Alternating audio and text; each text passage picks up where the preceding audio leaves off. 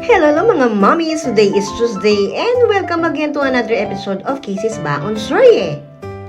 Siyempre si Mami Kate ay gumising na naman ng 5 a.m. para i-prepare si Casey for school. And for today's video ay nagluto ako ng Spanish-style bangus for her lunch today.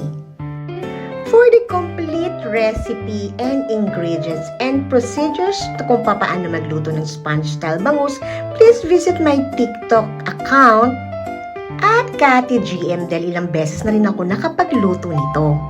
For her AM snack, she's having celebration mini chocolate cookies. And for breakfast naman ay medyo sinipag ako magluto ng konting chicken sopas.